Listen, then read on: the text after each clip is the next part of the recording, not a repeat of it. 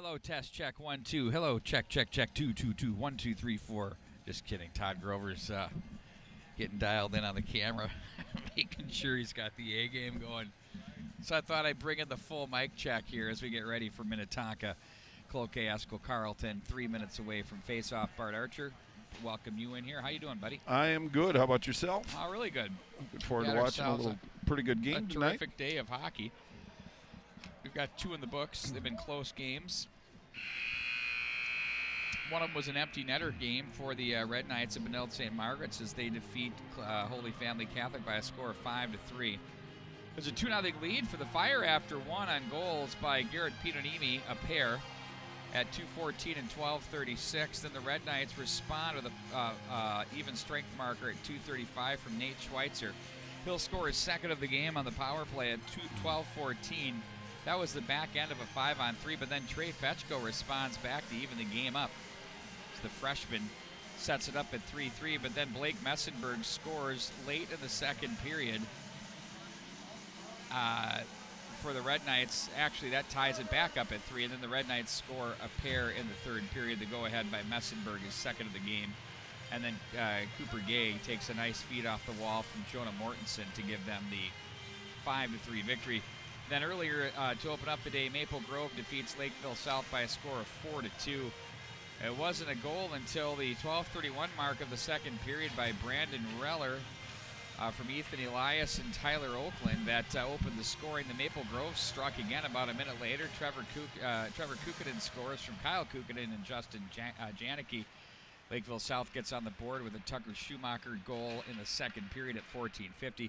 Then Maple Grove with a pair in the third, one from Henry Nelson and Brandon Reller. And then Lakeville South makes it interesting at 4-2 with a goal by Riley Portner, and that does it. First couple of games in the books here, Bart Archer. We got a good one between these two teams as the Minnetonka Skippers enter this one at 9-0 on the season, looking to go 10-0 as they'll be taking on the Lumberjacks of Cloquet-Esko-Carlton, who are 3-6 on the campaign. Well, Minnetonka comes in obviously with a 9-game winning streak and a couple victories over Bloomington Jefferson 7-1 and a pretty good Chaska team 4-1 as well. But they come in playing very, very well. They don't allow much defensively. They have 3 lines that can actually push the puck up the ice. I think the challenge in front of Cloquet is to stay out of the penalty box tonight and guard your blue line and protect your goaltender. But again, easier said than done. But Cloquet has some horses in the stable. Andy Akers will get the nod on the blue line along with John Baker for the Lumberjacks. Up front, it's going to be Aaron Moore. He'll be joined by Landon Langenbrunner, the senior, who can play the game, wearing the familiar family number 15. And then also up front joining him will be Nick Baker, or a defenseman rather, Nick Baker. And in goal will be Owen Carlson, the man we suspected, Bart Archer. Yeah, Owen Carlson 2-5 with a 2.563 goals against average and a .885 save percentage. He's going to be challenged tonight. He's going to have to pick his team up when they're down a little bit. You just can't chase the play against Minnetonka. Not easy to do. The Lumberjacks now at 3-6. Their head coach is Shea Walters. He's in his first season at the helm. In goal for the Minnetonka Skippers will be Charlie Glockner. We know all about him and his abilities. Yeah, goals against under 1. It's .89 Stingy. with a save percentage of .948, 2 shutouts. He's a big body that is very athletic. For the Skippers on the blue line, it's going to be the dynamic duo of Doctor and Litke. Up front, they're going to have Newhouse. He'll be joined by Bayless and Teddy Lagerback. That's a pretty good line right there. It's a fearsome 5-some with Glockner in goal. It's a tough road to hoe, and they get some depth on their secondary lines as well. We've already had your national anthem, so we're going to start play. We'll get her underway right away here at 5 o'clock. We got 2 left here today. We've knocked 2 off the ledger. Exciting stuff, to say the least. Well, as long as we have a bit of a break in the moment, I'd like to thank Jeff Lee from Alpharetta, Georgia, joining us tonight, watching a little high school hockey. Look at that, Bart Archer. Appreciate you tuning in, Jeff. Nice pick up there. Is he in the Family and Friends program? Well, if he isn't, he will be shortly. He's on the short list. Oh, how about that? No, I had a nice individual come up and ask if we were streaming, gave him the web address, and he said that Jeff was going to be joining us tonight. I thought it was your buddy. I do have a Jeff Lee. He's probably flying to Paris this weekend. Oh, really? Is he kind of a world Well, he's travel. a pilot, and they do have a condominium in Paris, France, and not a bad deal for him. I'll have to get to know him a little better. Maybe I can sneak away with him for a while. But no, this is a different Jeff down in Alpharetta, Georgia. Gotcha. It's kind of nice that people sounding in. If you're watching us, send us a message if you can get to us, and we'd be happy to give you a little bit of attention over the airwaves. But we do appreciate you joining in. Great day of hockey so far, and that looks to continue. When you stop by the Tradition at the Park, we've got an incredible display up front with Bobby Hull. It's impressive. You've got a little Mike Madano.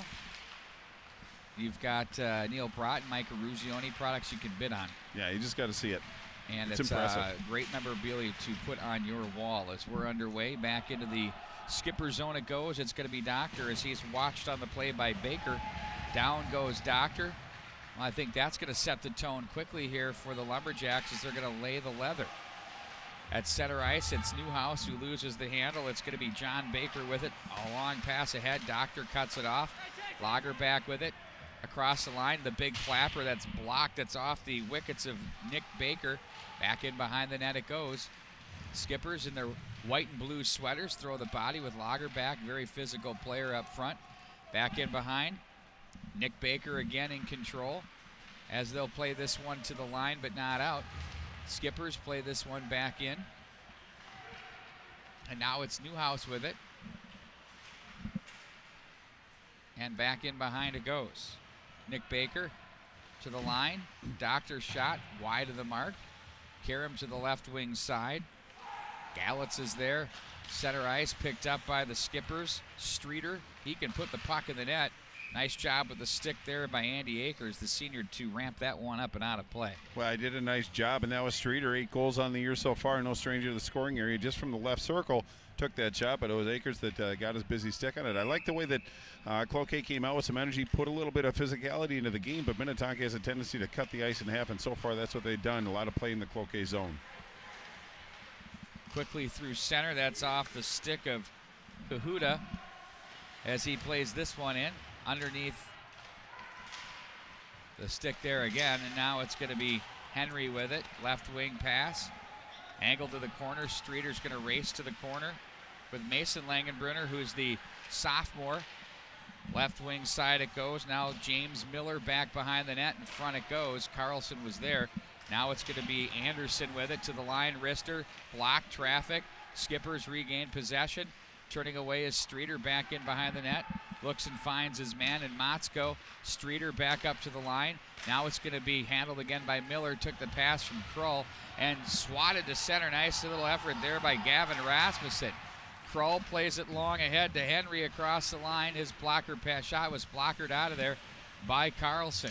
Skippers to the corner they go. Now they'll walk across the goal line. Hendrickson was there as he plays that back to his line mate A.J. Kittleson. Slot area goes. Off the glass, sent to center. And back in, angled through. And it's going to be Cade Bender to forecheck. Down goes a Skipper player. They're going to let that one go. That was Jet Lee Swift that lost the edge there. Now it's going to be picked up. No, check that. That was Dylan Zitzloff that lost the handle there.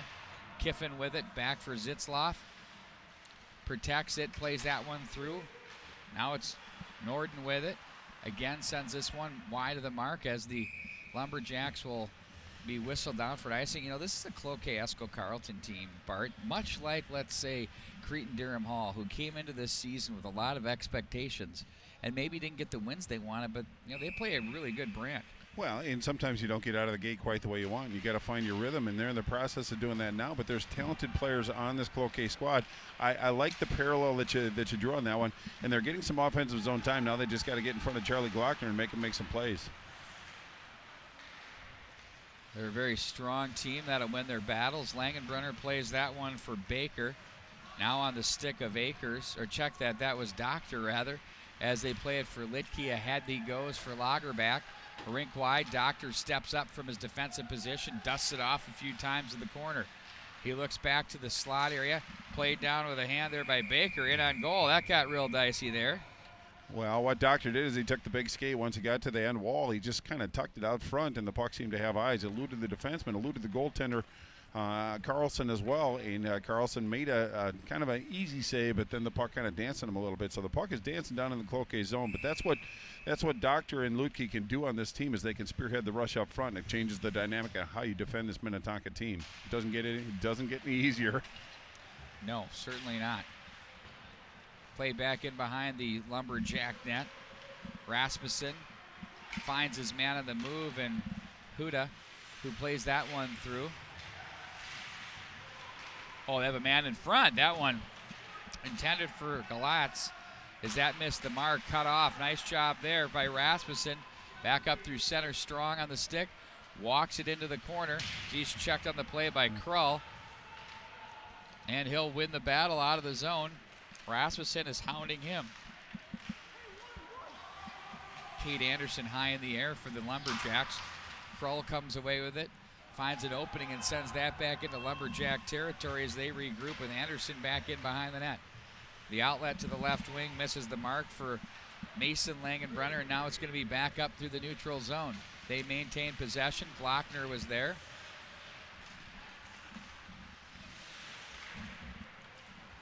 And now it's the Lumberjacks. They'll load it up. There's a shot in on goal, and that's handled by Glockner.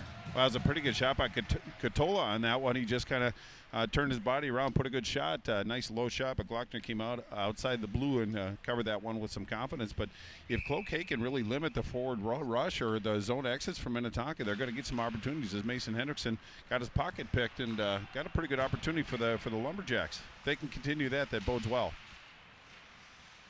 Again, the Jacks will control. Bender off the boards to center. Was Kittleson looking to make a play. There's a nice pad save by Carlson, turned off to the right boards. Doctor washed on the play. Gets a stick from Bender. That's off the toe of Nordin's stick as he's going to regroup off the glass to center. Nice job by Bender to try to keep that in play, but stepping up is Litke. He and Doctor, a dynamic duo we mentioned on the blue line. Lots of fun to watch there. Kittleson to the corner for Hendrickson. Up high for Doctor. Sidesteps to the right as he's going to try to make some room for it. Back in behind for Hendrickson. Wanted to give it right back, but it went right back into the belly of the beast on that one with Olsen. Here they come with it. Turned over. Shot in a glove. Save and a beauty. Boy, that was a good save. I think it was Kittleson that turned the fire on that one, and Carlson came out, challenged and put right into the glove, but kind of a trying moment for this Lumberjack squad. But I like what the Lumberjacks are doing. They're very quick with their stick. They're quick with their feet. And a lot of times when people play against Minnetonka, they try to do too much. They come out with a little too much energy and really compromise what they're doing. I like the positioning of the Lumberjacks. I like their effort, and they're keeping their structure about their game as well. Wouldn't you agree it's a fine line of respecting a team too much? Right. You have to. You can be too in awe and then let them have too much space. But then on the same token, you have to respect what they can do and maybe not play the game you want to always play. You got to play the game that works against them the best. Well, you just have to keep the emotions in check and stay out of the penalty box against the skipper team. Well, so far this game has got nice, crisp tempo to it. They're moving the puck quite well. Back against the boards it goes. Krull works that ahead for Bayless. Now it's going to be Newhouse with it. He has Lagerback with him. Up steps Miller on the play. Lagerback from the corner tries to go inside out on Akers. The big frame back behind the net. Makes the play. Newhouse with it. Couple checks off the end boards. Newhouse tried to go through some feet, and it's Landon Langenbrenner back into the neutral zone. Wisely gains checkered, plays in deep. Glockner will set up back in behind with 10:08 to go in period number 1. Krull deflected off the stick through center ice. That was off Motzko, and now it's going to be the Jacks to play this one back in deep. I have an intermittent loss of the camera there. It's just, let me just fix this right now, Todd Grover. It's going to go dark, folks. Don't mind me. We got it. Well, on-air production, it happens every once in a while, but Cloquet doing a nice job of hemming up Minnetonka in their own zone. Actually got the puck around the wall, put it out in front, and put a decent shot on Glockner. He just decided to hang on to that one, but Cloquet's getting some offensive zone time. They just have to get a little bit more, a couple more shots on goal to Glockner, but so far so good. They've done a pretty good job so far hanging with this defending champions. It's like a radio broadcast with Bart Archer live on the Fan, KFA ad. Back in behind the net it goes. I think we solved the issue, so we're good. Very good. That's really annoying me. I can only imagine what it was doing to our great viewing audience. Taking care of the people, Pete Wagner. Back at across the line, slicing and dicing was Mason Langenbrunner. In on goal they go. And that stopped by Glockner as he covers it up. Boy, this Cloquet team just going right into the belly of the beast. They went right up the middle on that one. The puck found its way through. Defense on Minnetonka did a nice job of interrupting their stride, but Cloquet sustaining some offensive zone time. That's a rarity. We haven't seen that too much so far, but now again, just get some good quality shots on Charlie Glockner, the outstanding goaltender for Minnetonka. Very Mike Madonna-like. Mason Langenbrunner's father's old teammate with the jersey flapping. It was fantastic stuff there. You remember that part? Oh, absolutely. Big pile up out of the corner. You can see it clearly in your living room. Looks there. like Highway 100 North in rush hour. Absolutely. Well, the rain is pouring down here in the Twin Cities. Heavens only knows what it's going to look like in terms of the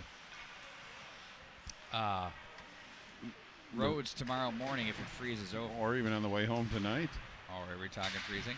Well, come on. There's plenty of moisture out there. I think we're good.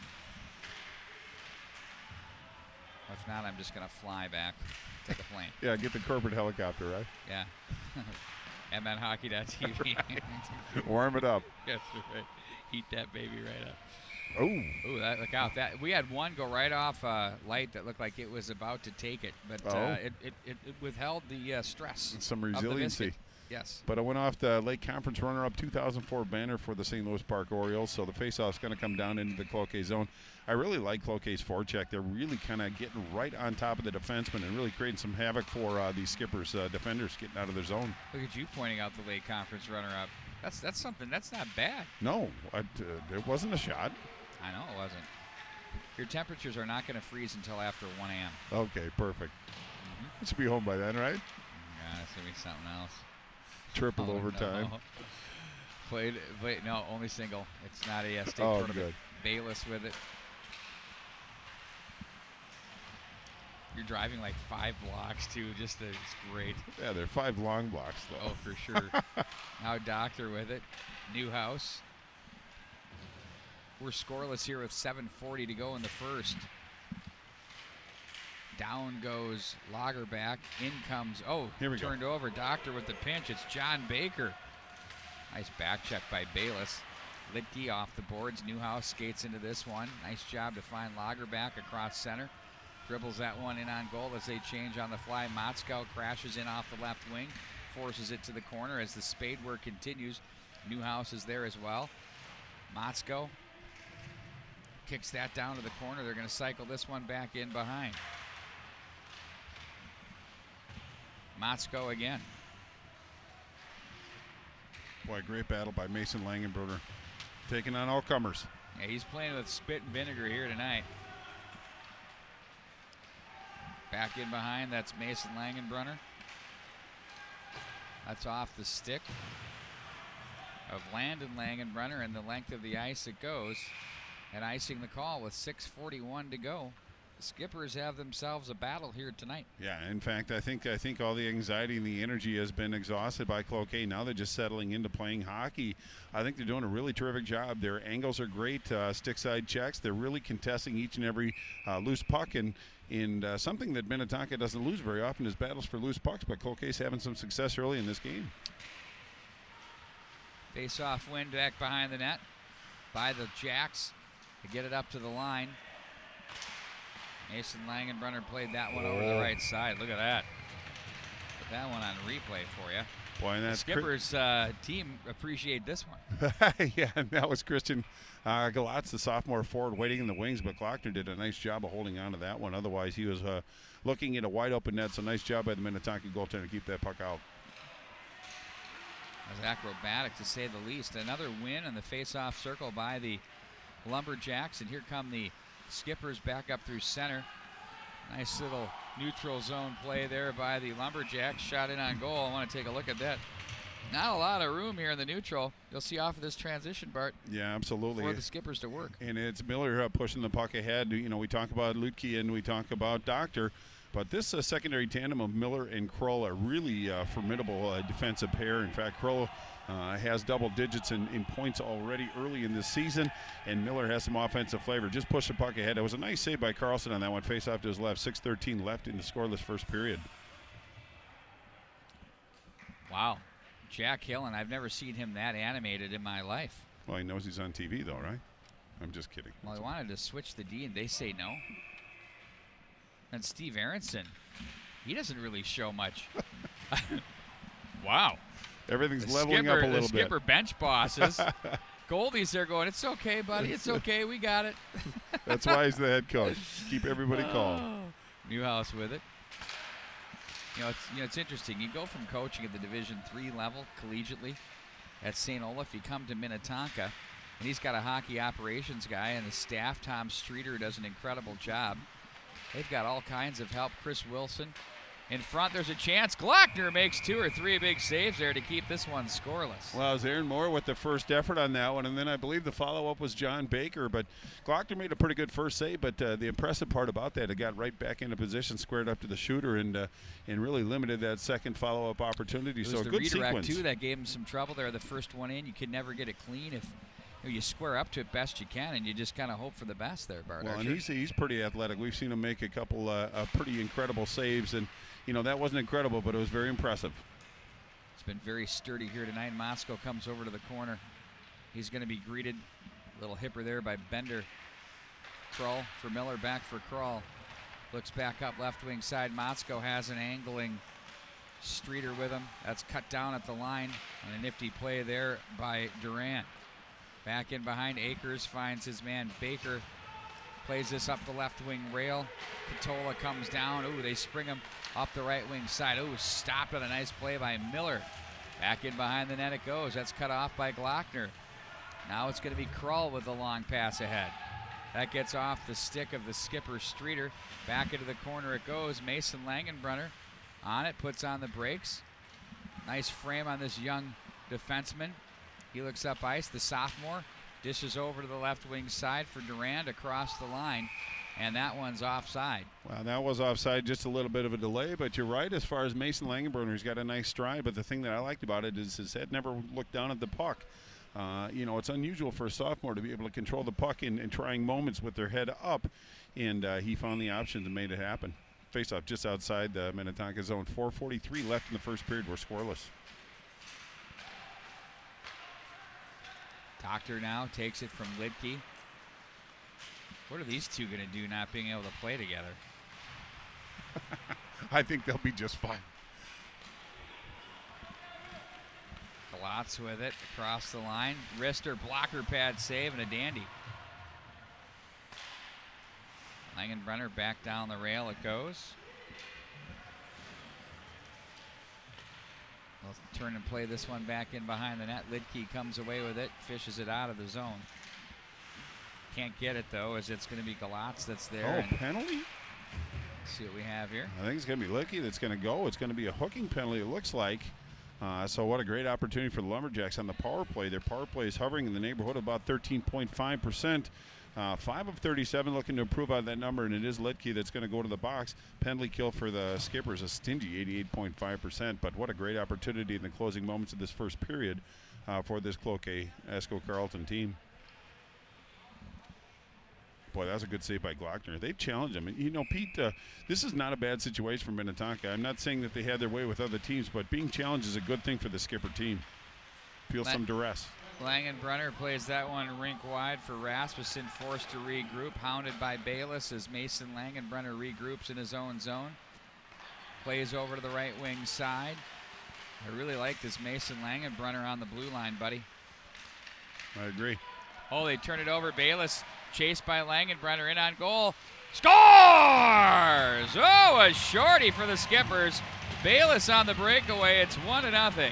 Well, and that's going to be the second shorty for the Skipper team, but for Bayless, that's going to be his 6th goal. But just a great opportunity. I think got a little aggressive on the backside of this Lumberjack team, and he went in all alone and put one short side on Carlson. That was a nice goal scorer's move. Boy, that's the last guy you want to see coming in on a breakaway. But now Minnetonka shorthanded has a 1-goal advantage, 3:35 left in the period, 1:33 left in the penalty to Ludke. So still plenty of time for the Jacks to answer.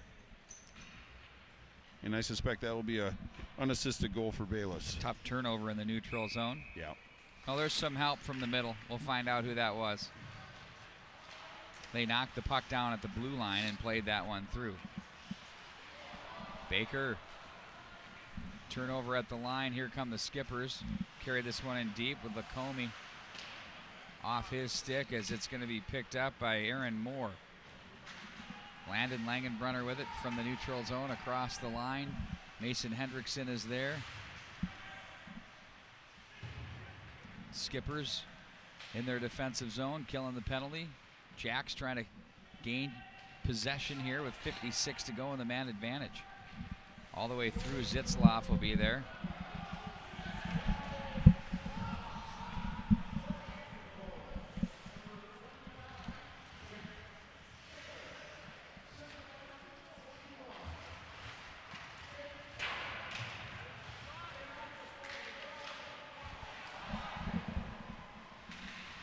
James Miller, the single assist on that one, number 21 of the Minnetonka Skippers. So it reads Bayless from Miller. Across the line, it's going to be the Jacks with it.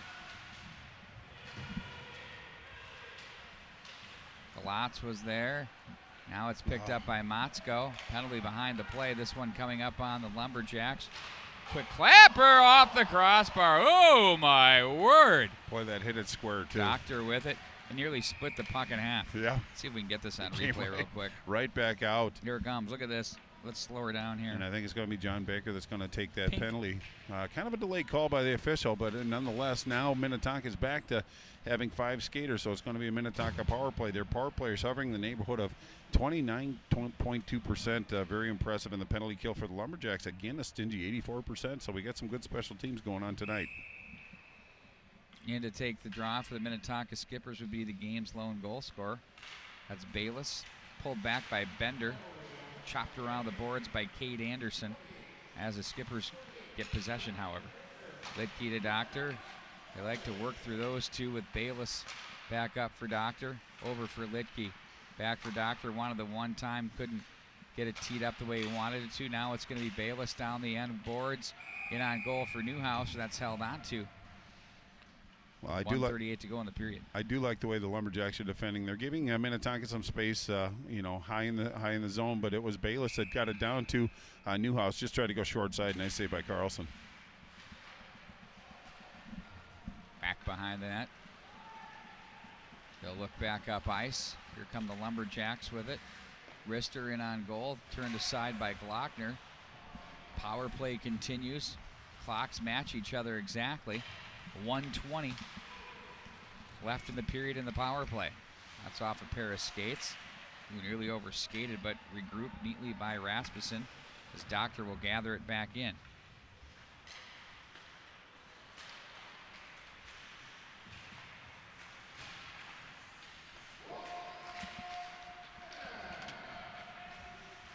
I'll put on the brakes and leave off for Doctor.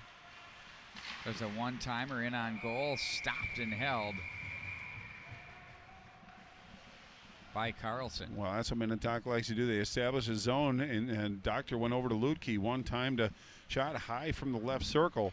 As Carlson, nice side to side. There was traffic in front of him, so the goaltender did a nice job of tracking the puck. Just 50.9 seconds left in the period. Again, 50 seconds left in the penalty to the Lumberjacks. Baker. He did a really nice job of reading that one through traffic and just held on. Krull for Miller. Back over for Krull, top of the left circle. Krull. Push that one back through. That's Streeter. Krull and a whistle.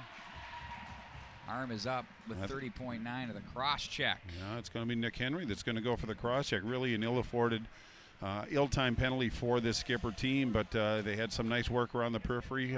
Cloquet had some pretty good positioning, but just got a little aggressive in the slot area, trying to make some space for himself. But Owen Carlson, when I say this, he's very active, but he's not too busy. He's not a noisy goaltender, but he's very active. He concentrates quite well, and he follows the flow of the puck very, very well. He's done a good job for his team so far.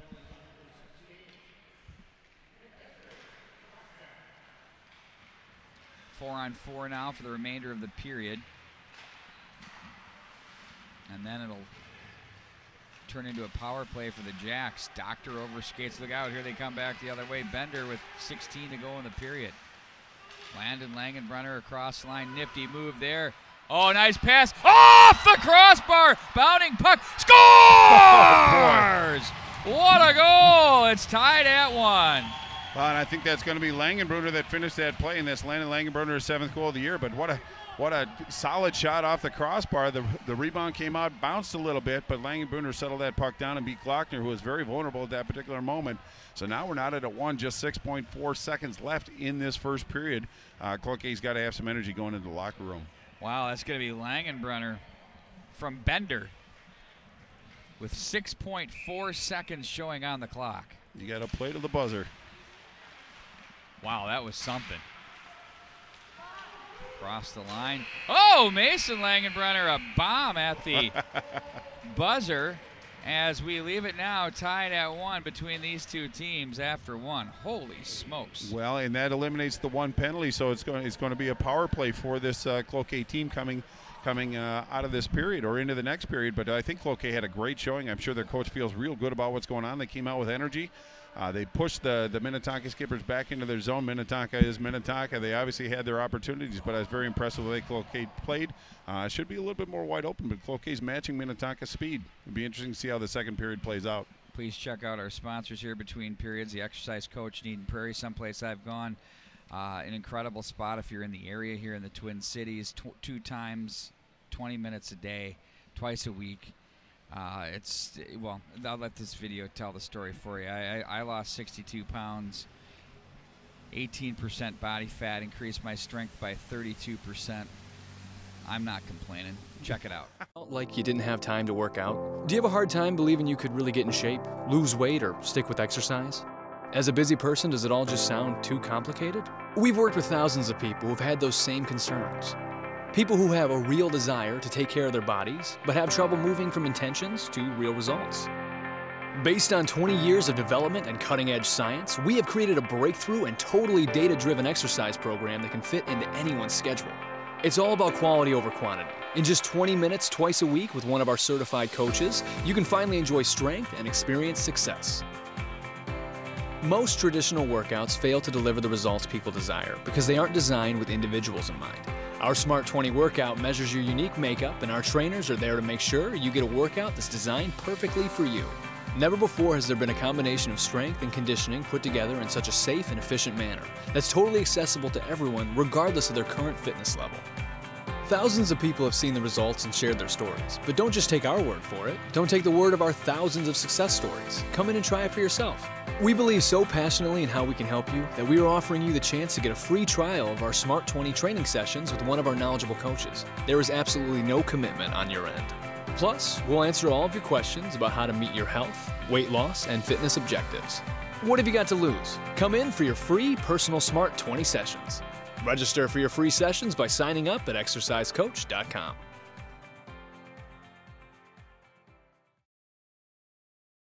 Periods on our Minnesota high school hockey coverage, and are pleased to be joined by Tradition Capital Bank's Scott Boyning. Scott's the market president for Tradition Capital Bank. And Scott, you got quite the thing going on here. Can you kind of give us an overview on Tradition Capital Bank? What is it? How many employees, future offices, or what you have for offices and future growth? Sure. Thanks, Pete. Thanks for the opportunity. Tradition Capital Bank was a de novo bank in July of 2005. Today, 13 years later, we're about $700 million in assets, so a nice-sized bank. Main locations in Edina, Minnesota. We have a full-service bank in North Oaks, and possibly going to the West Metro in 2019. Oh, really? Yeah. Can you give us any nibbles of what you're thinking? Or just growing the franchise. We've got a lot of clients and referral partners out in that area, so that way we'll be able to service the entire Twin Cities metro. Boy, that's fantastic. So you'll have all angles covered there. From your bank, I personally bank with you. Thank you. And I love it. It's very efficient, very impressive. The staff is great, and all of the services are fantastic for me from a business perspective. Can you tell us a little bit about what makes your bank unique? Yeah, we really focus on the relationship banking model, which is really getting to know our clients. So we're more positioned as a private bank, which means a lot of different things to different people, but really what we're focused on is larger relationships, less customers, more service. Kind of the old school way of doing banking. We sit down, meet with an individual, talk about themselves and their business and how we can help them. If it's over a cup of coffee or if it's at the bank or at their business, it's the face-to-face handshake type relationships we have. That I think in this day and age in banking kind of sets you apart with some of the big guys. The big out-of-the-box chain type banks we've seen. But the other thing is how much has that, do you think, contributed to your future growth out to the West, and also your $750 million in assets, that type of strategy? How much has that played into it? It's a very important part of our strategy. We're 99% referral based, so great clients like you telling other people, that's the best way for us to grow. We've been organic growth from day one, hiring good people and taking care of our clients, and that's how we continue to kind of see our growth going forward. Now, we know the economy has been soaring and the stock markets have been incredible, and it's been, for a lot of people, a good year. How has the year been for Tradition Capital Bank?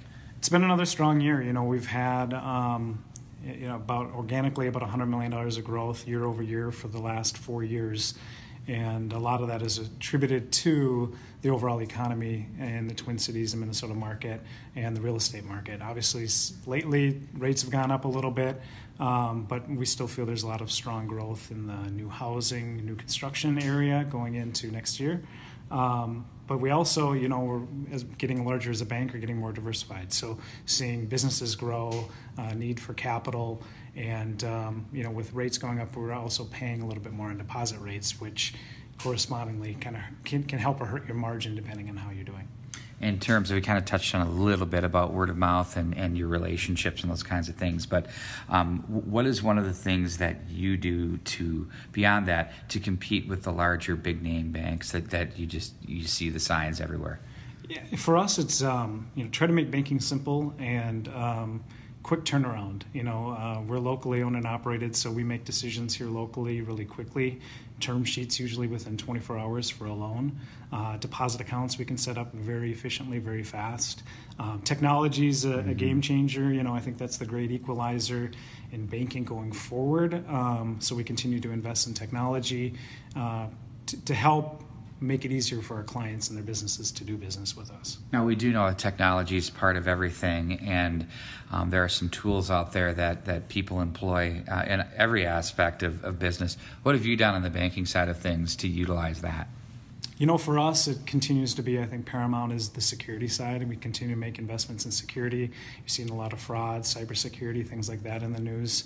And then mobile apps, continuing to make our mobile app the best we can to make it easy, taking a picture of your check to make a deposit so you don't have to come in, moving money.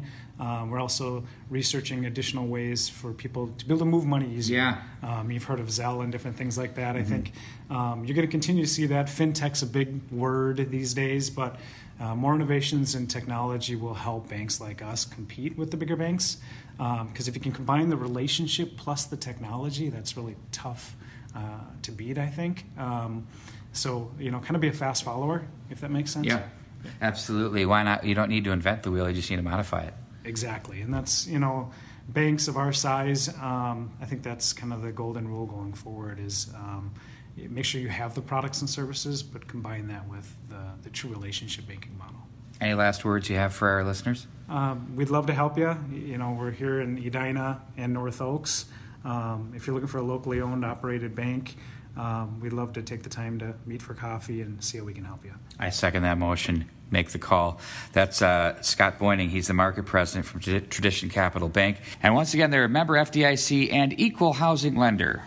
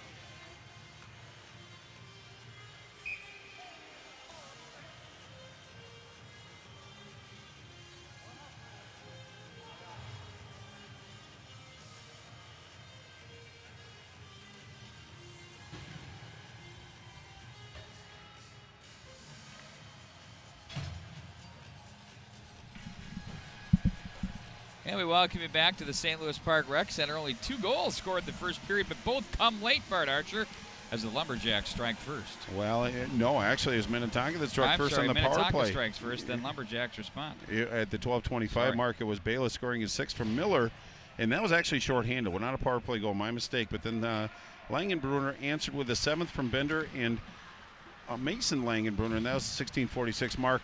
Cloquet starts this period on the power play for another minute and 20 seconds. You realize this is all blending into one, correct, Bart Yes, Archer? indeed. Game number 3. It's like the state tournament. And shots on goal that period, 12 for Cloquet, only 10 for Minnetonka. Boy, when was the last time a team got 12 shots on goal against Minnetonka this year?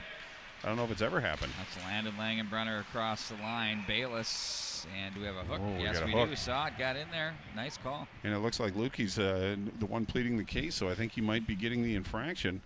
And that's a pretty primary player off the ice for a while. And it's Henry that's still serving his penalty. Josh Lidke I'll get it one of these years, Pete. turns away from the box, but then has he had to walk the plank. Let's put it that way. Indeed he did. You don't really have a choice. Well, for a minute and 4, it's going to be a 5-on-3 for the Lumberjacks. Great opportunity for them. Mason Langenbrunner. Landon Langenbrunner. That rolled off a stick as they looked to the middle to Galatz. Now it's going to be back in the corner. Jack's looking to take the 2-1 lead with 2 unanswered here. Down low, Landon Langenbrunner misses the mark. Good quick feet there by Rasmussen to get to that puck. Keeps the line, plays it for, off the stick of Nordin. That gets back up into the neutral zone as they have to regroup. Jacks now get it on the stick of Landon Langenbrunner across the line. Cuts the forehand. That shot misses the mark. Up off the glass and sent back into Lumberjack territory. They have 1 rush at 5-on-3 with 20 to go. Galatz with it. Winds it up. Mason Langenbrunner with it. Waits for the biscuit. Uses a little bit of a pick there across the line. Nice work back in behind the net. Steered aside by Glockner. Now it's Galatz with it. Going to be down to 1 man. Here they are. Hendrickson. They got a man that's going to stay. They got lucky there. Indeed they did. Bayless jumps off the bench. Plays it to the near boards for Hendrickson, who sends that one back into the Lumberjack zone as Akers will regroup back out of the zone. Off the end boards. Landon Langenbrunner is there. Had to work his way. He's a veteran player. Oh, what a feed! And that one goes up over the top of that. Look at this. Landon Langenbrunner with the foot here on the feed. It's just terrific stuff here. A little soccer feeder, a little hacky Not sack only that, action. but it's behind the back. We're going to go here. And there you see Look him at that right kicking there. it right over, and it was a pretty good shot on goal by Galatz. Perfect guy to have at that juncture, but ramped up and out of play off Glockner. Good sequence for Cloquet. 25 seconds left, and the penalty to Lidke. It's a big moment for the Skippers here. They want to kill this thing off. Back in behind to the corner as they look up the boards. Akers sends it rink wide. Nice read by the goaltender to catch that one.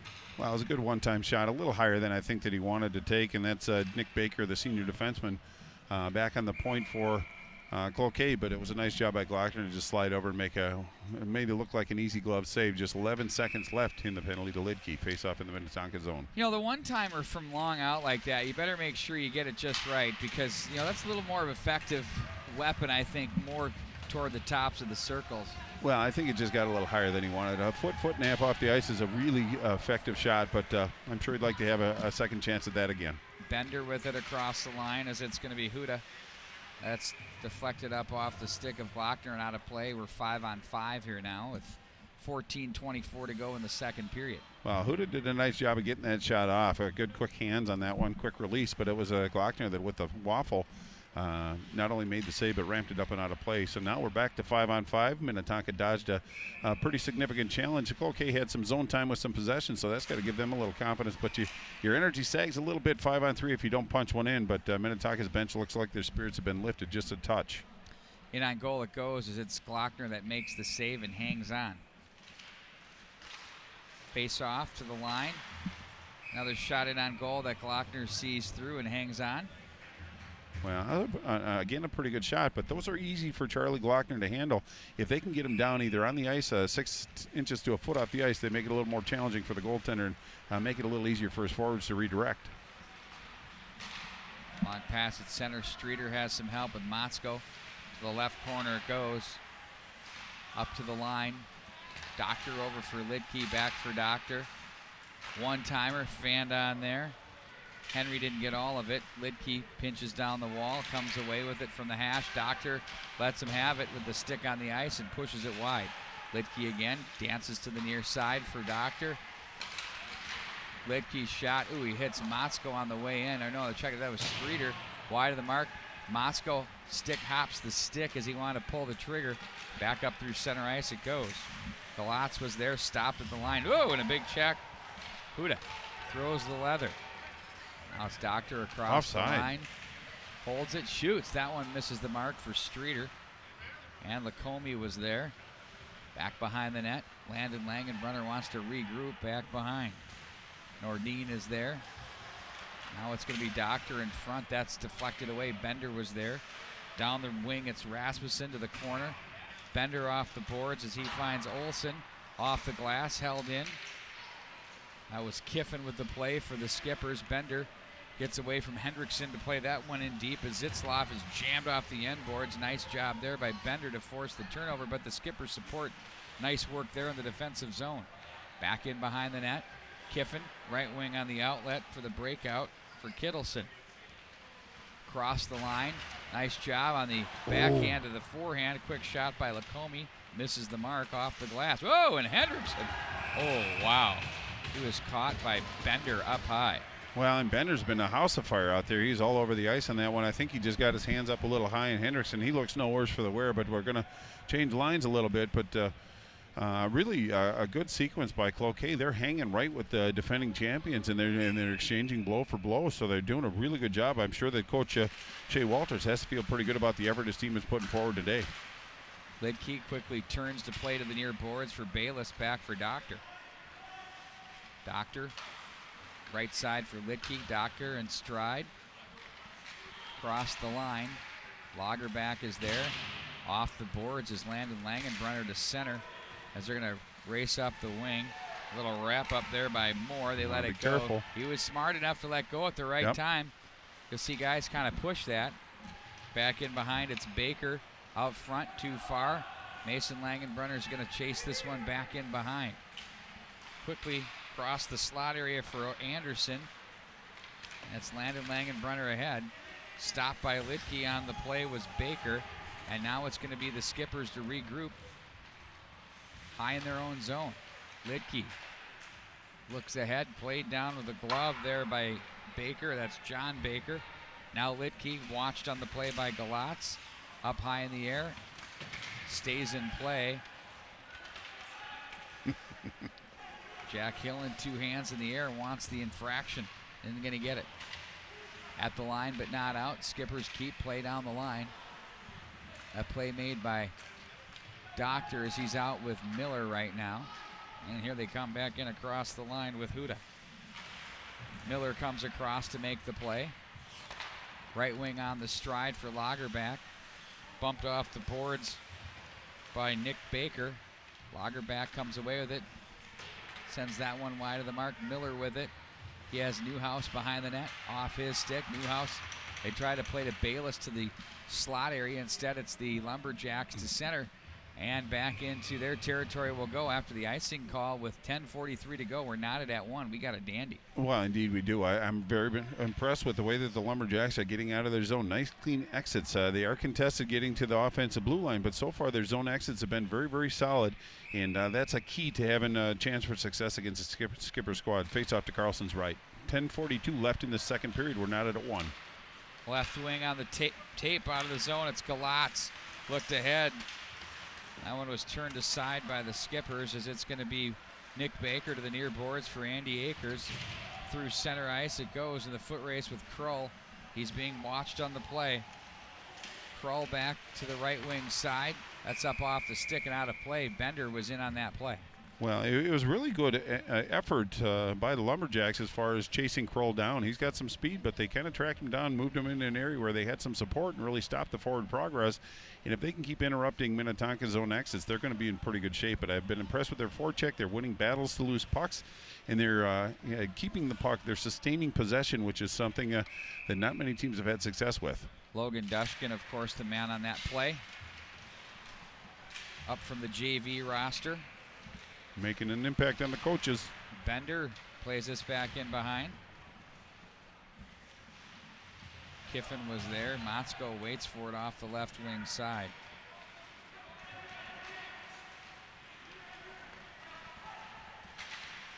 Streeter, they try to work it through traffic, couldn't get it there as Sam Olson was there to make the play.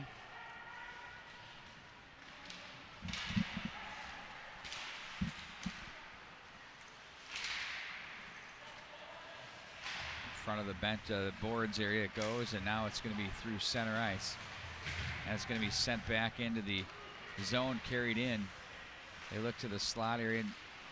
Streeter was there, as was Durand, who's hungry like a wolf. Boy, another good exit. Well done. Saving a prayer. What was your favorite Duran song? I don't know if I even liked it. You got one. Tell No. me. Okay, let me rephrase. What was the favorite video? Because you know you watched the videos. Didn't like the videos at all. Oh, you quit trying to paint me in a corner, mister. Oh, come on. You like, please tell me now. Is there Not something at I all. should know? That's Not the one at you all. like. That's the one it was. I like it more now that I've mellowed in my age, but back then it wasn't my go-to. Let's put it that way. They're actually quite good. I'm not saying they're not. It's just not my style. And I will say this, that Andy Taylor, Yeah. quite the guitar player. Did you know that? No. Well, you should check it out. Okay. Doctor, left wing. Note to self. You're still hanging with Jeff Beck, I know. Well, you've expanded my musical boundaries anyway, so I appreciate that. A little bit. Yeah. I'd like to take some credit, maybe. Oh, I don't know. absolutely. Maybe you mine too. You're the only one that has any inroads in that respect. Hendrickson with it. In stride across the line. Oh, in front they go, and that one got awfully close to the back of the net. Well, indeed it did. I think it was Kittleson that worked it around, and just before he got to the net, he put it out in front. I think it was Lacombe that tried a little bit of a redirect, but Carlson, once again, very aware of that play and covered up the areas, held on to that puck. 8:13 left in the second period. We're not at a 1. Minnetonka starting to turn on a little pressure on the Lumberjacks, but the Lumberjacks are holding firm.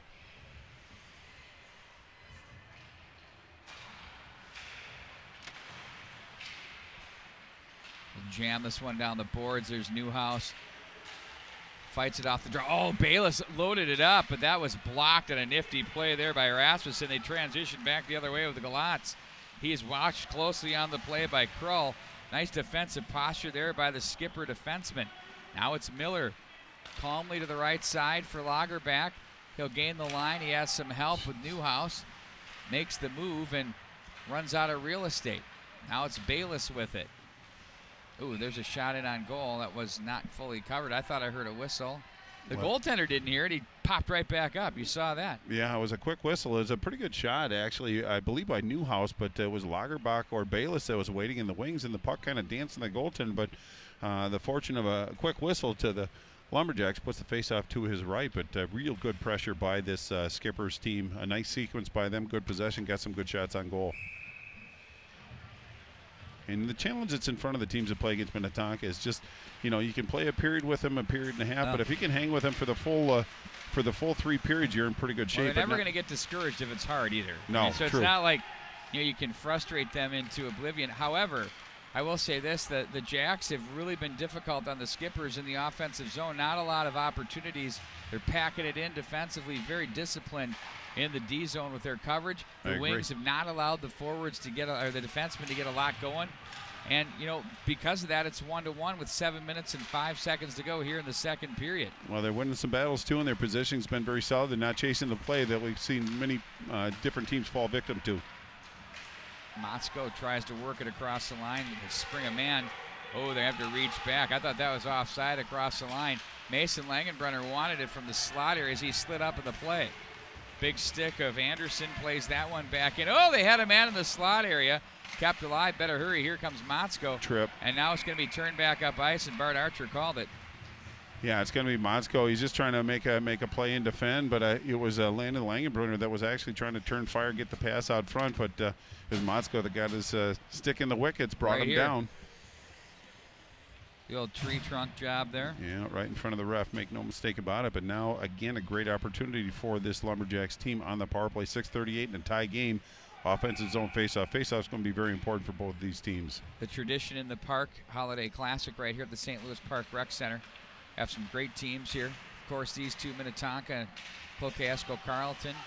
Got Elk River, Zimmerman, and Wayzata later here tonight. Holy Family Catholic, Benilde St. Margaret's, Maple Grove, and Lakeville South. 5 of these 8 teams ranked in the top 20. 2 14s do battle in the corner. Moore and Krull. Here they come out of the corner. Oh, look out. Akers drops down, rolls off the stick from the Bender feed. Back in behind the net. Huda with it. Watched by Miller. In to help out as Krull. High in the air he goes and out of play. So we'll bring it back into skipper territory. Well, obviously the challenge for Minnetonka being a man down as they were kind of chasing the puck a little bit, but it was Cloquet that did a nice job of keep forwarding the puck, but they saw an opportunity to get a whistle and get some fresh legs out there, so Minnetonka just knocked it up and out. So faceoff is going to be to Glockner's right, 1:21 left in the penalty to Motzko. Cloquet hasn't had a lot of good shots on Glockner, so Minnetonka doing a good job of defending so far, being a man down. Played down to the right side for Landon Langenbrunner as he plays this one to the corner. Galatz was there but lost the stick battle as the Skippers come up big and send it back in the length of the ice. 1:05 to go as it's set up by Carlson back in behind his own net. Rasmussen outlets to the right wing side for Mason Langenbrunner, watched by Hendrickson up high along with Lacombe. Nice job by the Skippers' defense as they clear it the length of the ice. Now Hendrickson wins the foot race with Langenbrunner. That's played up high to the line. Streeter better hurry as he's run into. He was bumped there by Rasmussen back in behind. It's going to be now Mason Langenbrunner on it.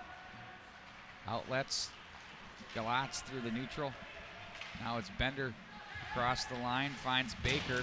His shot thunders off the end boards. 25 to go in the man advantage underneath the Lidkey stick. Now it's going to be Doctor to the corner. Tries to work positioning on Baker, who does a nice job to swim his way through that. Baker and Lidkey tie up in the corner. Doctor has Bender, but it's going to be Baker that comes out with it. Wow, what a battle off the end boards. It's just crazy. Up to the neutral zone it goes as it's going to be 2 seconds to go in the man advantage. On will step Motzko, and we're even strength at 5-on-5 with 4 minutes and 30 seconds to go in the second period. Picked off at the line. Doctor with it. Across to the right wing side for Lidkey. Lidkey hounded on the play. All over him is Moore. Ooh, nice they drag. missed the mark, and right there was Carlson to make the save. Back up to the line as Doctor looks and shoots a purposeful shot, just sort of snipes that one through traffic. Didn't put all the juice on that one. No, it doesn't have to have a lot of velocity. It just has to get to the net, and I think he had Griffin Streeter waiting in the wings, but nice job by Cloquet to tie him up. But again, a good job by Carlson to see that puck hold on to a good decision on that. Minnetonka dodged another penalty. It's unusual, uncharacteristic for this team to run a path to the penalty box, but Cloquet's not only, he hasn't had great success on the power play, but they possess the puck, and I think the more they possess the puck, the more confidence this team's going to build.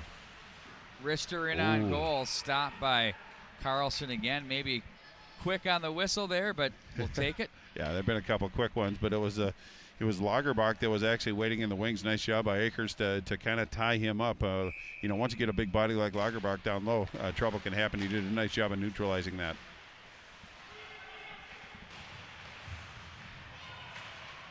Played to center now by the Jacks. It's controlled by Krull to the right wing side. Bayless, nice job to get away from traffic with a quick stop. Miller's shot deflects and rattles its way all the way to the far corner. Bayless tried to work his way through traffic as Landon Langenbrunner comes away with it. Ooh, dangerously in front of the net. And it's turned over to center.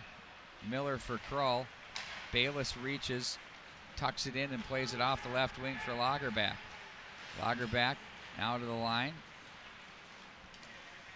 And it's sent to the right wing side again.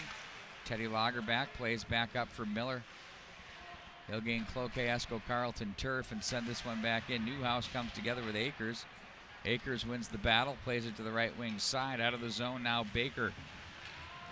Behind the net, it's going to be Glockner to ring the boards to the left wing side. Krull fans on that one, stays right on it as Huda gets the stick on him. Lager back now across the line.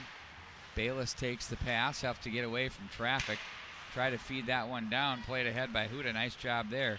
As now it's going to be Kiffin to come away with it, plays that one in. Carlson thought about sending it up ice, instead tucked it back in behind. Now the Jacks with it out of the zone. Mason Langenbrunner too far ahead for Galatz. No ice on the play as it's Kiffin back in behind his own net. They're going to have this one cut off at the line now quickly to the right wing side. They'll take this one across the line.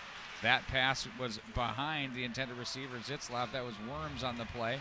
And they're going to work this one from the line to the near side. Zitzlaf loads it up. There's a shot and a save.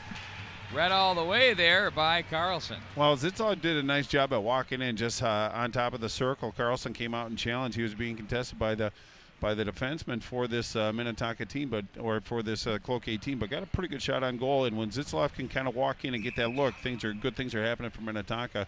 Minnetonka started to flex their muscles a little bit. 2:15 left in the second period, not at a 1. Minnetonka pressing. Down goes a Jack. That's Cole Catola. Wasn't happy about it either. He's still barking at the referee about it. He's working the slew foot, the leg trip.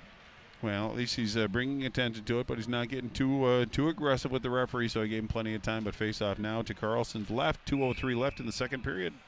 With all the possession the Skippers have had, they only have 18 shots on goal so far. We're tied up in that category. Aided for the Jacks are the power play shots. There's a shot on goal and a good chance there. Stopped by Glockner. Well, Catola was the one that was having a conversation with the referee. It may have inspired him, but he did a nice job of using his speed and strength. Kind of worked his angle and tried to cut in on Glockner, but Glockner with that big body and those big pads, he just took away the high percentage shot, held on to it. But nice push forward by the Lumberjacks, Cole Catola, the junior forward. Face-off win. There have been plenty of those, especially in the offensive zone for the Lumberjacks. Near side, back in behind the net. Now up the wing, rather.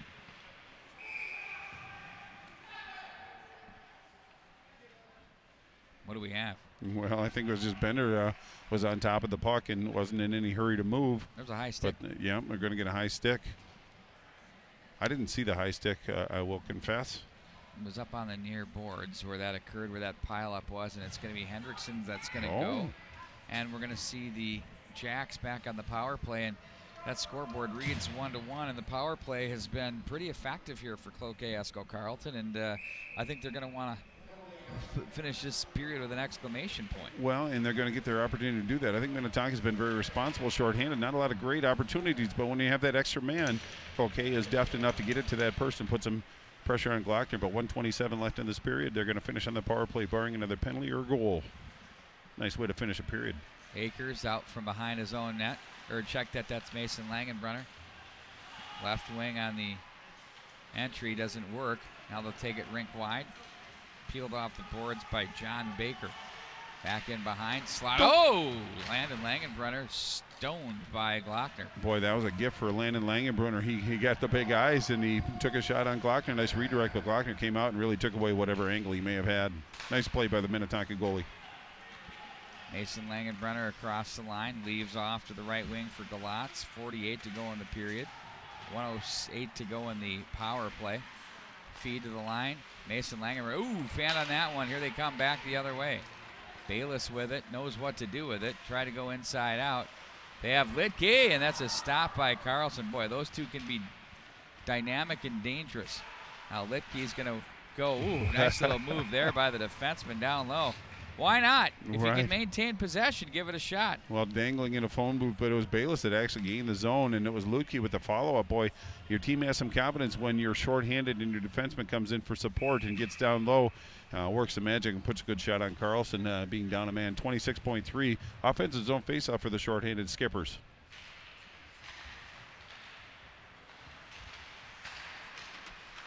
Skippers send one toward the net area. That's up off a stick, played back in behind. Ooh, look out. Akers was there. Skippers hound this one out.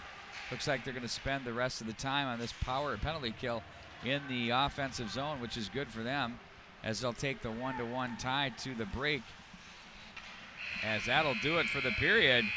Tied at 1 here from the rec center, Bart Archer. Well, it's been a good one so far. The third period promises to be even more exciting, but it's going to be 22 more seconds for Mason Hendrickson in the box for Minnetonka.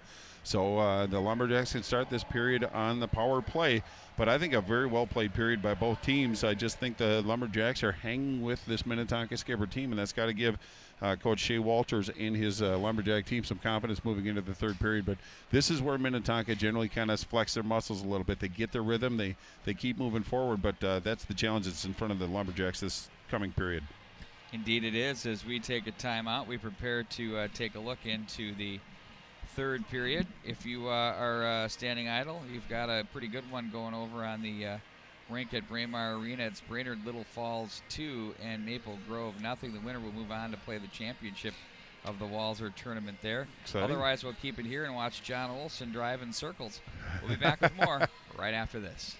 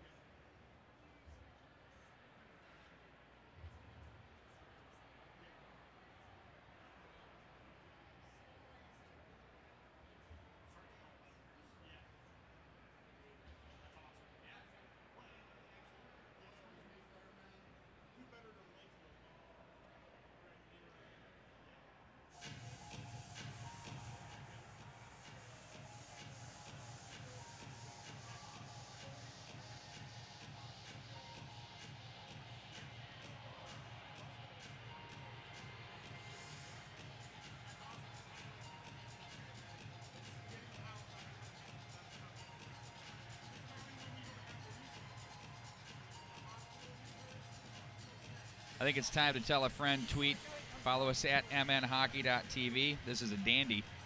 We've got a great third period coming up for you. And don't forget, in an hour, we're going to be watching Minnetonka and Elk River Zimmerman dueling here as well. Well, we are pretty familiar with the Elk River team. We saw them in the holiday tournament. They seem to be trending in the right direction. But of course, you're referring to the Edina Holiday, the tradition Edina Holiday Classic. Absolutely. This being the tradition in the park, presented by who? Tradition Companies. That's traditionco.com. All right, I picked up your cue on that one, but just doing a little homework for the game against Wayzata tonight, and I was. Wow, this hot chocolate's really awesome. Well, I can tell. I'm done. I'm shutting her down for a while. It's all you. Oh God, you can hear the clicks as we speak. No, but ticking upwards. But this Wayzata team really has a lot of checks in the right boxes. They've always been very strong defensively. They've always been very strong goaltending-wise.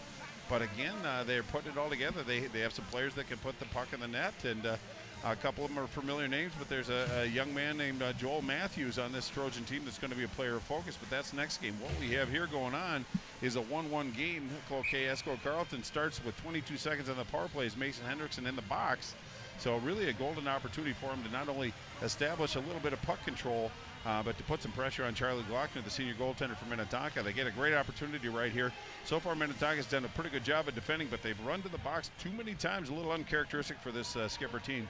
Third period, here we go. Skippers control the all-important draws. They get to rag some time, glass, and out it goes. That's going to pretty much do it for the power play. Mason Hendrickson is now vertical. And it's going to be the Jacks to the corner. And he's back on the ice.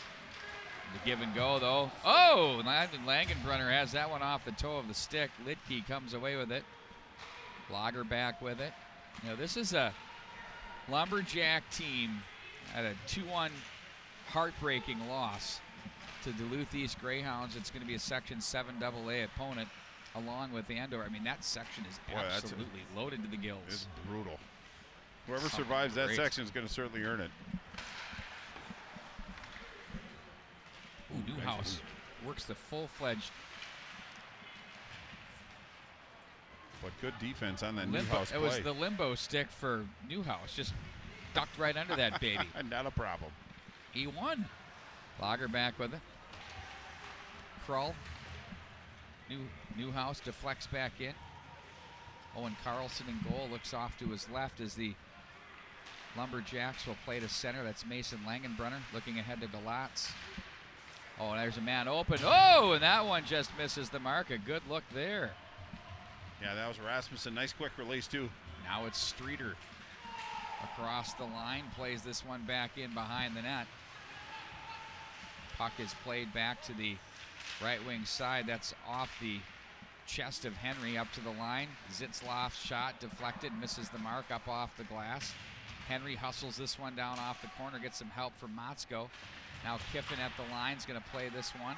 The right-hand shot's going to guide it to the right wing side. Henry with it. And that's a battle that's peeled away there by Galatz. Nice job by Zitzlaf and Kiffin on the blue line to stop that. Streeter back up ice. Streeter, wrister, blocker pad save. Good patience on that one. Followed up by Kiffin all the way in. Streeter now is going to head his way to the bench. Kiffin gets back up to the line. And here come the Lumberjacks up the wing. That's back on Kiffin's stick. Zitzlaf back for Kiffin. They have a man off the bench and Hendrickson. Instead, he's going to guide it to the right wing for Kittleson. Across the line, stick save, turned almost right into the stick of Hendrickson. That by Carlson. Ahead it goes. That one through center and everybody, but no ice as Lidke will be there. He's going to race his way. This is where he's dangerous. Just, ooh, absolutely. Can't believe there's any skin left after that. Well, even Lidke looked back at the referee and asked if he was just kidding or if he saw it. Remember the old WWE superstars, WWF, the Bushwhackers. Right. Just carved AKA up like the sheep herders carved as up well. like a turkey on Christmas. Somehow found his way through it. He was the lucky one. Short side, there's a nice save made by Carlson. Well, Kittleson made a nice decision, didn't see anything on the right side, went behind the net and just pulled it back out. And A little bit of a shallow angle, but try to go short side under the bar. But Carlson, nice job to sneak over there and really take that shot away from him. But you have to like the way A.J. Kittleson made that play. He looked for space, made some space, got a good shot on goal. 13:44 left.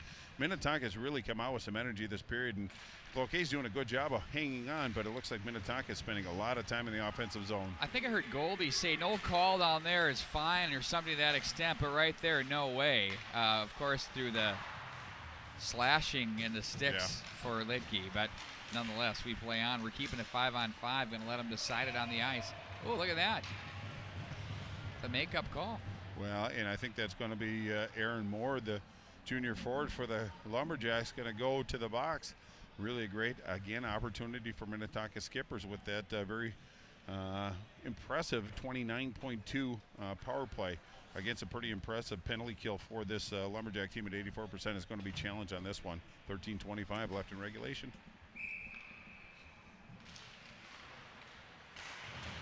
Turned and played to the line. Landon Langenbrunner. Ooh, Doctor somehow keeps it alive. Bayless wanted the one-time, misses the mark. It's going to be Lagerback with it. Now Doctor touches back for Lagerback. Behind the net, they go with it. Protected on the play and played up to the wing. Now Doctor controls. Snapper in on goal. Read neatly there by the goaltender and hung on to. Yeah, and Doctor had Lagerback waiting in the wings. He was tied up by the defender. He had Lidke over on the weak side, opted to take that shot, but it was Carlson that got in front of that, held onto it, and area second chance. 1:37 left in the penalty to Aaron Moore for the Lumberjacks. Minnetonka pressing. So Aaron Moore will hopefully hope that this team, for Earnhardt Jaworski, Aaron Moore, what number is he, Bart Archer? I can't see it right now. Number 14. Yes. Okay. So people know what's going on here. We're scoring the game here from upstairs on the Sports Engine platform. Cannot hear a thing from the PA. I mean, nothing. I mean, it's a Charlie Brown's teacher. I mean, imagine a broadcast like that. Probably be better. Now it's going to be Doctor with it. Streeter's shot. Ooh, that hits a stick on the way in, and it made that hollow sound where it could have gone anywhere. Instead, it goes wide. Doctor with it. Lidke. Doctor. Skate to stick. Nifty. Streeter, top of the right circle, give and go. Wanted it back to the slot. Good movement here by the skippers. 40 to go in the man advantage. Bayless, oh, he is in prime scoring area there. That hit someone on the way in. I believe that was Akers with the block. Akers and Nick Baker logging it on the back line. Up front, it's Bender, who's joined by Rasmussen as the skippers forced wide back in behind the net. Lidke plays this one back in behind. Streeter for Bayless. Up for Doctor. Doctor back over for Bayless. Oh, that one hit the stick, I think. Or it went off the mask of Carlson. Yeah, it had a very different sound to it for sure. We're going to be even strength in 2 seconds. The Jacks kill it off. 11:22 to go. Back up high to the line. Fanned on there on the way in by Lacombe. And now it's going to be Landon Langenbrunner looks to outlet, spring a man to the right side. Mason Langenbrunner will follow it back in, knows he's got to retreat back to his defensive position. It's funny, on his first shift, he was up in the play so much, I'm like, oh, they converted him to forward. Back in behind the net it goes. He can get around the rink. Shovels it up to the left wing side. And here they go with it. Baker across the line. Moore fresh out of the penalty box, wide of the mark. Hendrickson is there. Off the boards. Do they have a shot? No, they don't. They're going to hang on to it. This is 5-on-5. Krull is there.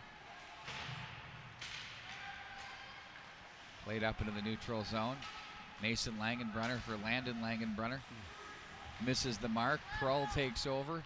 Plays this ahead to the right wing side. Kittleson puts on the brakes, protects the puck, and leaves off. Nice little feed to Henry. In on goal. I like that setup. That was a beauty. No, it was a really nice play by Kittleson to see Henry streaking in. Just got off the bench, fresh legs, had a good burst of speed coming up the left side, just on top of the circle. Took a shot on Carlson, but he made that save look pretty easy. 10:13 left in regulation time. We're still not at a 1.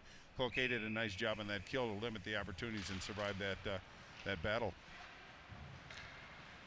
Good to see John Sands is monitoring the game. He's working PA over at Braemar Arena in on goal for the girls game. Wow. And so he's kind of multitasking. He's going Rick Wakeman on keyboards. He's got multiple. He's playing the music. He's scoring it. He's doing the highlights for this and that game on YouTube and Twitter. Sends me a completely appropriate thing from him. Do you wish you had me on PA? And the unfortunate thing is I had to say, yes. Back behind the net it goes. He does a great job.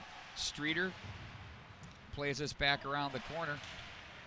Here we go. And here they come back out of the zone with Bender. Zitzloff is there.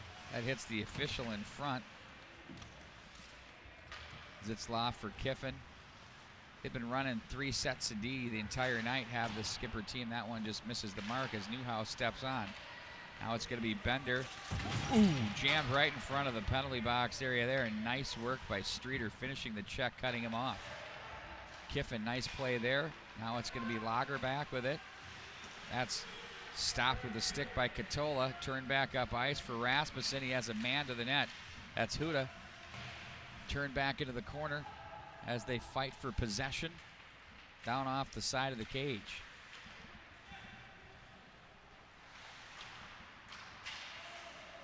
Lumberjacks again, flipped up high in the air, played down by Nick Baker rather. Doctor comes away with the turnover at center, tries to find some real estate, takes a stick there, hangs on to it, turns away with the escape up high for Dr. Litke rather. Bayless back for Doctor. Puck rolls, leaves up high for Litke, back for Doctor. Ooh, they've got him running now. Now it's going to be Bayless. Oh, and that one misses the mark by Newhouse.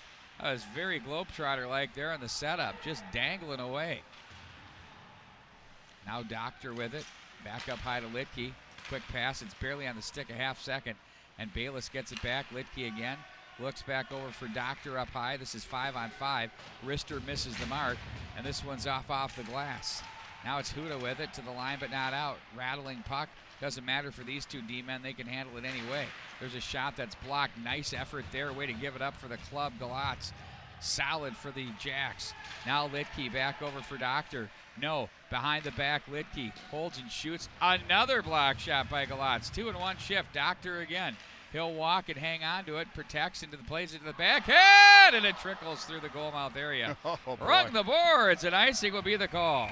Well, they had to relieve some pressure. I want to give a shout-out to Nick Baker, the defenseman, the senior defenseman for the Lumberjacks. He was in wars with Lagerback and Newhouse as well, doing a good job of protecting the front of the net. But, you know, Minnetonka did some great work controlling the puck around the periphery. They got a couple pretty good looks, but nothing as far as A-plus quality. So Lumberjacks are hanging on. The wheels might be wobbling, but they're hanging on. Bart, 7:39 to go in the third.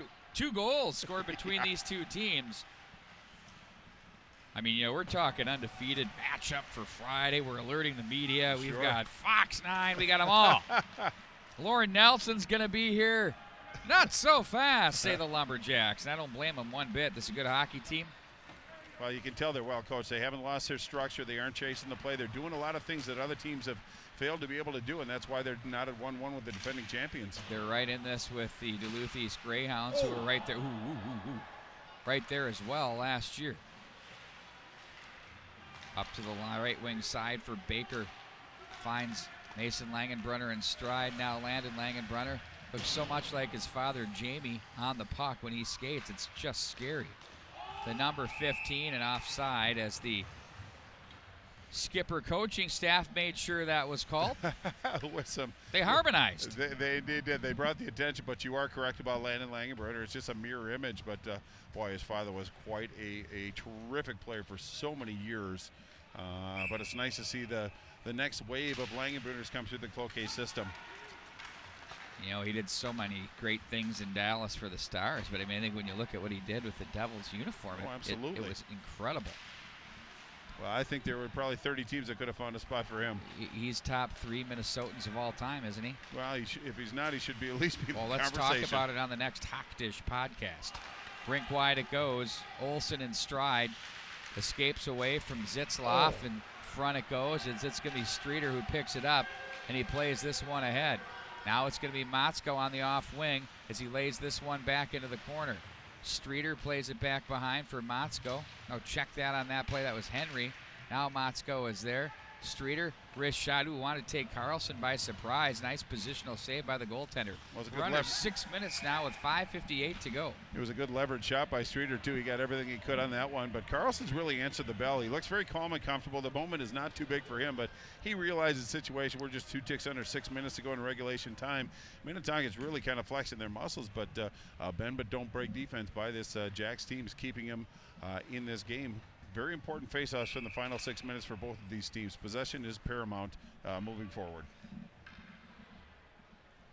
Be Newhouse to take the draw one way and Huda to take it the other for the Lumberjacks. Behind the net they go to the left wing side. Oh, they spring a man. It's Rasmussen off the boards. He's going to walk it low. He has a shallow angle. Glockner shuts the door. Slot area it goes. Up to the line. Akers wanted the bomb, but instead it's going to be Baker to play through traffic. Oh, what a save there. Well, and as Howden that was waiting in the wings on that one. Nice communication by by Cloquet. 3 people wanted to take that shot. They elected to have 1. Got the shot on goal, but it's Huda that was waiting in the wings. But Glockner fought that puck a little bit, but covered it at the right time. 5:38 to go. Offensive zone face-up for the Lumberjacks. You have to have great offensive play, special teams, and goaltending to put together championship runs. And right now you're seeing the goaltending work for the Skippers when needed here late in the third period. Equally, Carlson's been great. Shots on goal read 30 for the Skippers and 23 for the Lumberjacks. There's Carlson to shut the door again. Yeah, it's kind of a funny point. Charlie Glockner's played 9 games, given up 1 goal in this contest, and his goals against average went up. That just shows how successful he's been and how challenging it is to really beat the Minnetonka goaltender. But this Cloquet team has got some opportunities. Now it's Minnetonka's opportunity to face off to Carlson's left. Nice crowd assembled here for this one.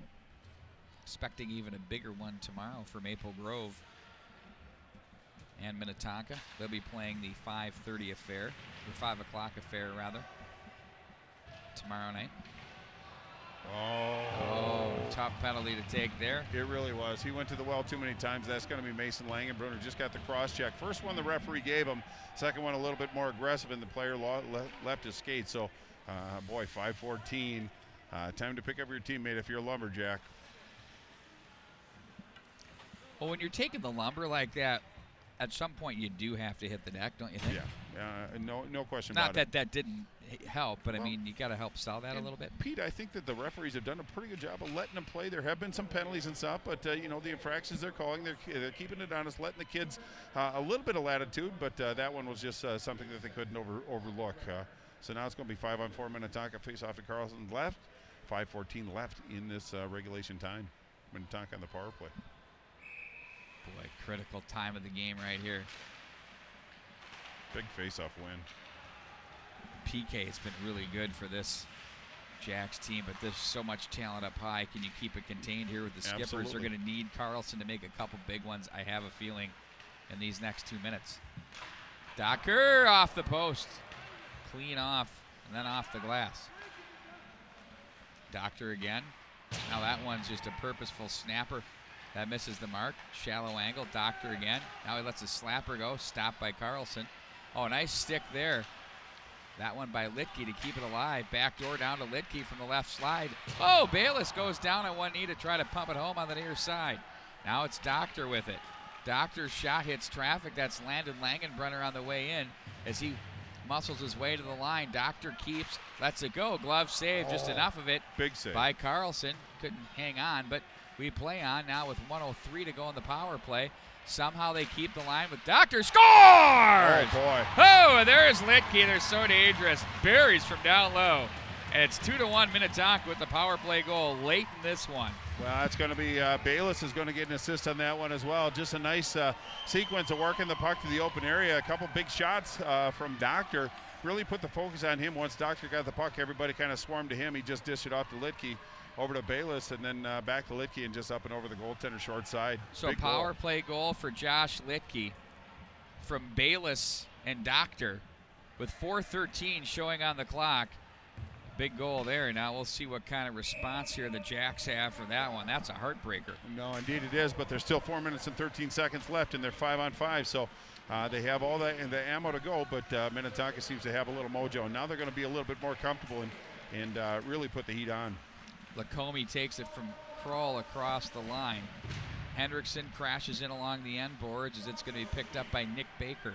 Now Hendrickson works through the slot area, turned aside by Carlson. That one's square on. Jacks break out. Galatz with it now. Ooh, tried to go to the slot area. That missed the mark. Now Hendrickson with it from center.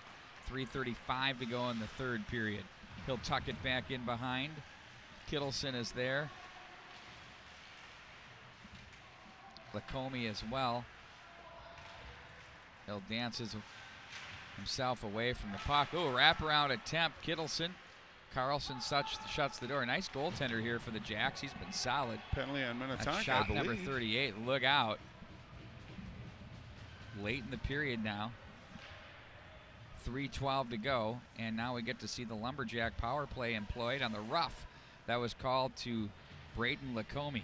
Well, great opportunity. 3:12 left in regulation. Cloquet down by a goal. Now on the power play. They've had some good zone time, but Minnetonka's done a great job man down protecting their goaltender, Charlie Glockner. But in turn, as you said, Carlson had to come up with some big saves. I think now the onus is on Charlie Glockner, the senior goaltender, to turn aside a couple good opportunities too. But here we go.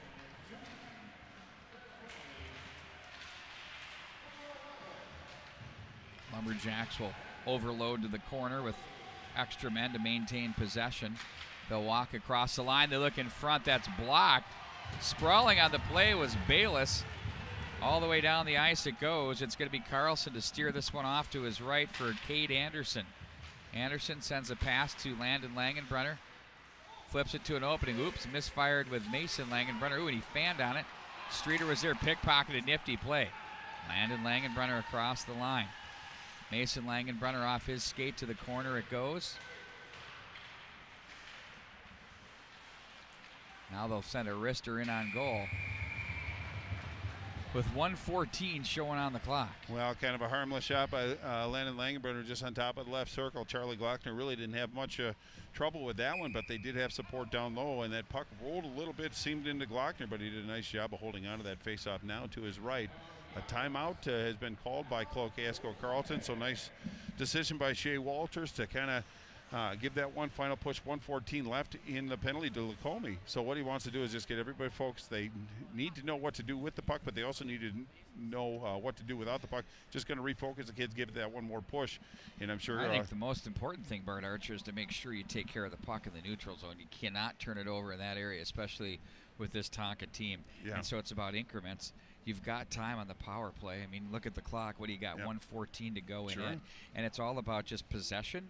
And, you know, the Skippers, though, have been very aggressive on the PK right now. And they've been getting into them quite a bit. Well, it's a confident team, but you're right, Pete. They have to manage the neutral zone. I think it really starts with possession, is getting this face-off, getting possession. And if Minnetonka does get it, you have to manage the neutral zone and limit their forward progress, because when you see defense of this Minnetonka Skipper team being a man down around your goal area, you know that they're being very aggressive on their penalty kill. I'm sure they're going to be a little bit more tight to the vest just to make sure they keep the puck as much as they can out of the zone. They don't have to score another goal. They just have to manage this minute 14 and 2:26 total in this third period. But really another great opportunity for a final push for this Lumberjack team. This is going to be an interesting finish here for sure. I would concur. It all comes down to the faceoff, though. It's going to be Lagerbach against Landon Langenbrunner. And it's going to be the Jacks who burrow in on the wall, but out of the zone it goes. Better hurry. Carlson plays that away from Lagerbach on the way through. Now it's going to be handled by Galatz across the line. Doctor, though, forces a turnover into the net. Goes the goaltender, and into the net it goes. You can't make it up. You looked at the dismay on the faces of the coaching staff over at Cloquet-Esko-Carlton, and what a bummer that is for them. And indeed it is. You could just feel the air come out of their sails, but that's Teddy Lagerbach with his 7th. He just got an opportunity, and it was Carlson that exited the net. He just got to the bench area when Lagerbach turned and fired, and he put that one within a couple feet of the pin, so really nice play. 3-1 now. Minnetonka has the advantage. Still 50 seconds left on the penalty to Lacombe, so still plenty of time. They're 2 good shots away, but that's not an easy task against this Skipper team. 2:02 showing on the clock now as there's 44 to go in the power play. Doctor from the glass sends that one in. Lumberjacks will play it to the near side. Baker back in behind for Akers. Minnetonka looking to go 9-0 now. Or check that 10-0 on the season. Yep. Stick save, rebound. Landon Langenbrunner was there, but nice defensive play turned in. Back of their own zone by Litke. He was shaken up on that play. He's going to the bench. 12 to go on the power play. Back in and behind, look out. Streeter doesn't stop as he rips that one in on goal. Now Baker comes away with it. That's John Baker. Left wing pass for Landon Langenbrunner across the line. Wanted to pull that one, but couldn't get the shot off. And now it's going to be Bayless with it off the boards as he sends this back in deep as Carlson back on the bench for the extra attacker. They'll fight for the loose puck. It's Moore around off the stanchion. And now they're going to look to play this one back into the corner just to get some room to breathe. Rasmussen. They'll turn that over. Bayless trolling. Boy, it seems like there's about 2 Skippers to 1 Lumberjack here on these closing seconds here at the empty net. Mason Langenbrunner comes away with it. Turned over up at the line. Lager back with it through the... Oh, what a save there. Beautiful save by Baker. Controlled the rebound, too. He did. Put it where he wanted to. There's another shot. Oh, a glove save to beauty by Moore. Flashing the leather. Up ice he goes. He has Bender with him. Puck rolls on him. Lager back shaken up.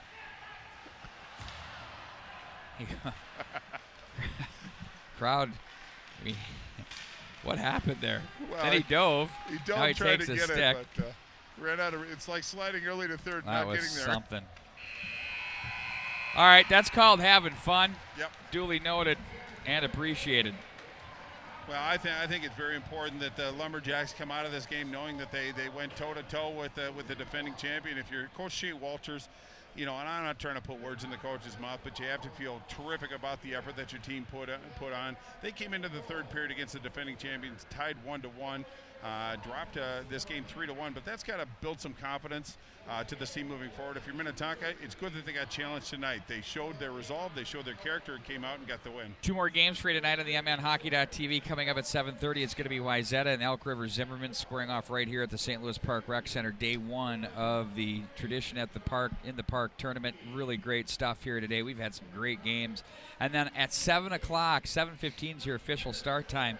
The number 1 in the Class AA, Edina, takes on Breck. Both were the defending champions, one of the Class 2A, one of the Class 1A. You can check that out on the Edina Girls tab, too. Stay with us all weekend for your hockey needs. We got some more great games coming up. Don't forget tomorrow night, Minnetonka and Maple Grove, number 1 and number 6, both unbeaten. That should be a lot of fun. For Bart Archer, Earnhardt Jaworski, Todd Grover, John Sands, I'm Pete Wagner. Good night, everybody.